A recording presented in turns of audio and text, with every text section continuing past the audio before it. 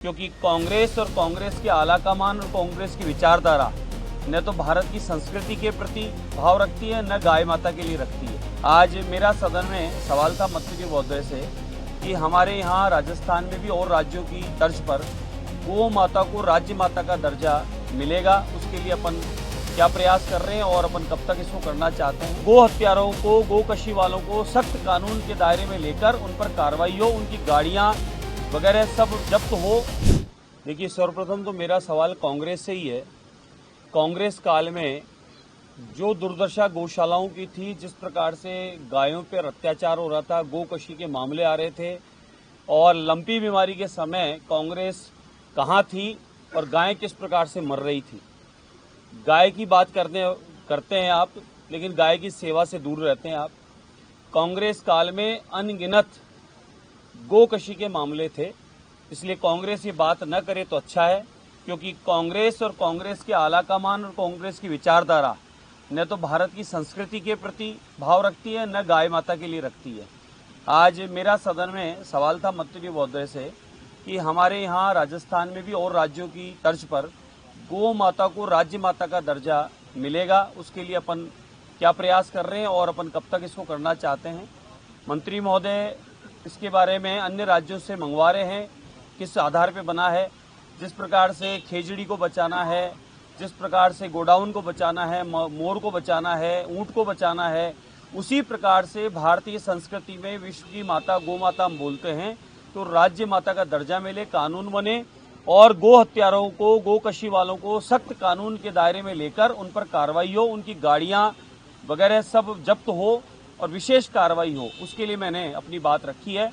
पिछले दिनों शिवरात्रि पर कुछ विशेष धर्म के लोग और कुछ उनके साथ में अन्य लोग साथ मिलकर और रेनवाल में 6 बाछों को ले जा रहे थे, सब्जी की टोकरियों में छुपाकर। वो गाड़ी का एक्सल टूट गया और वो 6 बाछे कटने से बच गए। तो इस प्रकार की कई जगह से सूचनाएं आती है। गोत्यारे तरह तरह के नए नए उपाय करके और गौ माता को, बाछों को, नंदियों को ले जाते हैं। तो मेरी तो ये अपील तो रहेगी कि समस्त सनातनियों से कि गाय हमारी माता है और हम सबको गाय की रक्षा करना हमारा दायित्व है। हम सबको अपने अपने क्षेत्रों में गौशालाओं के साथ साथ अपने घरों में गौ माता की सेवा करनी चाहिए। गौ माता को बचाने के लिए हम सबको साथ मिलकर काम करना चाहिए। सिर्फ सरकार या गौशाला पर न रहते हुए हमारी अपनी भी जिम्मेदारी है कि गौ माता की हम लोग सेवा करें। बस इतना सा निवेदन है कि सरकार और सख्त कानून बनाए ताकि किसी भी रूप में गो हत्यारे बच ना पाएं, सख्ती से कानून का पालन हो। गो हत्यारे, गाड़ी घोड़े, उनके जो भी सामग्री है वो सारे जब्त हों और गो हत्यारों को फांसी की सजा हो, ऐसा भी कोई नियम बनाना चाहिए। मुझे पूर्णतः विश्वास है ये संवेदनशील सरकार है और मुख्यमंत्री और राजस्थान सरकार, ये सुशासन गो माता के लिए, भारतीय संस्कृति के लिए निरंतर काम कर रही है। तो इस विषय को आगे लेकर और भी कोई सख्त कानून बनेगा और गौ माता की रक्षा का जो संकल्प हमारा, हम उसको पूरा करेंगे। बस कांग्रेस का जो चरित्र है वो चरित्र ये दर्शाता है कि कांग्रेस सिर्फ राजनीति करती है, काम नहीं करती है। आज ऐतिहासिक जो बजट के साथ राजस्थान सरकार अग्रणी पंक्ति में है और गुजरात मॉडल की तरह राजस्थान की बात हो रही है, तो कांग्रेस के पास कोई मुद्दा है नहीं, कोई विषय है नहीं। तो विषय नहीं है, कोई मुद्दा नहीं है और उसको बनाने का प्रयास कांग्रेस कर रही है। लेकिन जनता सब जानती है कि एक कांग्रेस वाले कितने गो प्रेमी और कितनी गौ माता की सेवा करने वाले लोग हैं, ये जनता को सब पता है और जनता इस बात को अच्छे से देख रही है।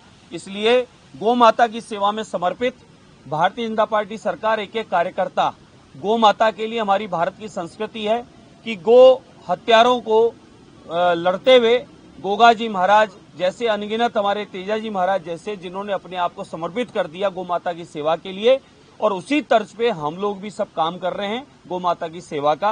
और मुझे विश्वास है हमारी सरकार ने अनुदान भी बढ़ाया है और गौ माता के चारों ओर जिस प्रकार से गौशालाओं में वृद्धि हुई है, नंदीशाला की वृद्धि हुई है और अनगिनत गौशालाएं और आने वाले समय में बन रही है, ये भाजपा के सुशासन का ही काम करने का तरीका है, जो गौ माता की रक्षा के लिए सभी वर्गों के लिए, क्षेत्र के लिए काम कर रहा है।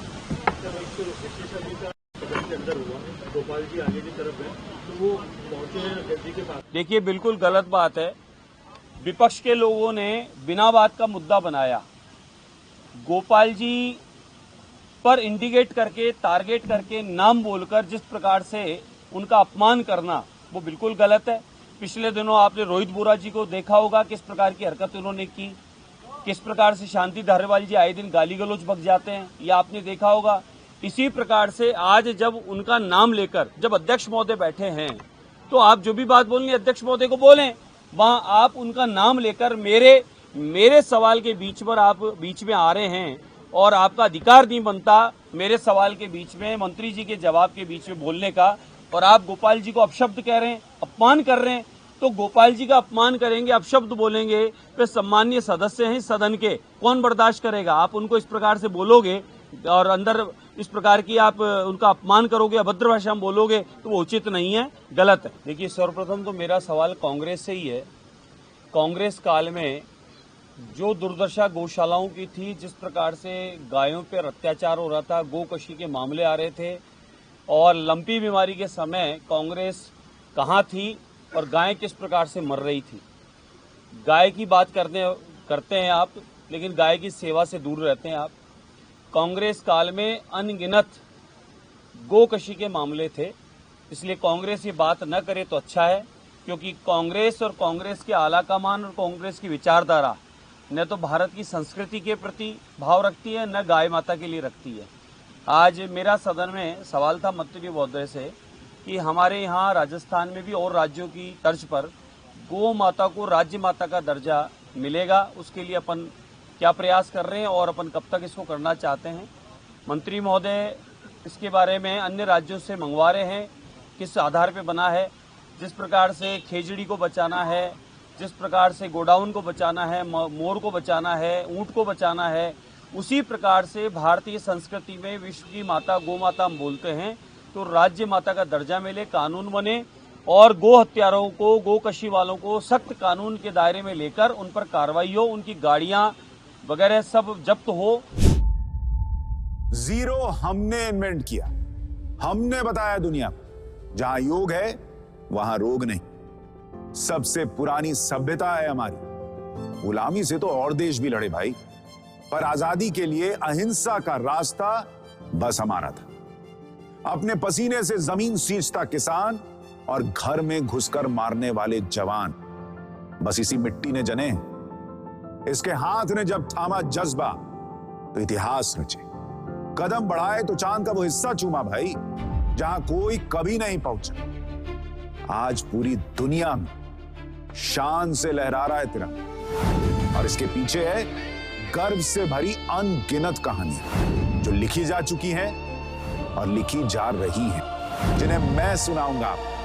राष्ट्रगर्व, रोश